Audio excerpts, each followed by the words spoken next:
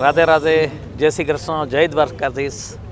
રાજકોટની અંદર 27 માર્ચથી એટલે કે રામનવમીના પવિત્ર દિવસથી ભગવત સપ્તાહનું આયોજન કરવામાં આવ્યું છે રાધે રાધે પરિવાર દ્વારા અને જિજ્ઞેશ દાદાના સાનિધ્યમાં. તો 27 તારીખથી આની શરૂઆત થઈ ચૂકી છે. અત્યાર સુધીમાં લાખો લોકો આનો લાભ લઈ ચૂક્યા છે અને હવે આજે 5મો દિવસ છે. છેલ્લા 2 જ દિવસ બાકી છે. તો હું સમગ્ર રાજકોટ તો ઠીક છે પણ સમગ્ર ગુજરાતની જનતાને વિનંતી કરીશ કે રાજકોટના આંગણે આટલી સરસ ભાગવત સપ્તાહ ચાલી રહી છે તો કથા રસપાન કરવા ચોક્કસ પધારો. આવતીકાલે રૂક્ષ્મણી વિવાહ છે અને પરમ દિવસે પૂર્ણાહુતિ છે. તો સમગ્ર રાધે રાધે પરિવારની આયોજક કમિટી તરફથી હું બધાને ફરીથી વિનંતી કરું છું, આપ ચોક્કસ પધારો.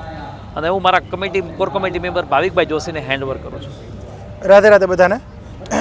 રાજકોટના આંગણે રેસકોર્સ મેદાનના ગ્રાઉન્ડમાં પૂજ્ય દાદા પોતાની વાણીથી સમગ્ર રાજકોટને તરબોળ કરે છે અને 5 દિવસ આજે કથાના પરિપૂર્ણ થયા છે.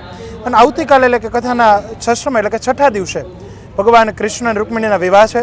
તો એ ભગવાનના લગ્નમાં આપ સૌ પોતાનો ઘરનો પ્રસંગ જાણી આપ સૌ પોતાની કથા, આપણે દાદાનું સ્લોગન છે કે અમારી કથા રાજકોટની કથા, એ પોતાની કથા જાણી અને આવતીકાલના પ્રસંગને આપણે સૌ લોકો દીપાવીએ.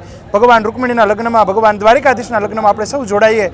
અને જે પ્રમાણે ચોથા દિવસની કથામાં જન્મવેદની હતી, આપણે કથામાં ચોથા દિવસે જે જન્મવેદની હતી તેમના કરતાં બમણી જન્મવેદની આપણે 6ઠા દિવસમાં દેખાડી અને પૂજ્ય દાદાને આપણે લગાડીએ કે રાજકોટ જેવી કથા કોઈ પણ જગ્યાએ શ્રોતા ન થઈ શકે. એવું દાદાને પણ લાગવું જોઈએ કે જે પબ્લિક ચોથા દિવસે હતું એનાથી બમણું પબ્લિક રાજકોટે 6થા દિવસથી કરીને દાદાને બતાવ્યું છે.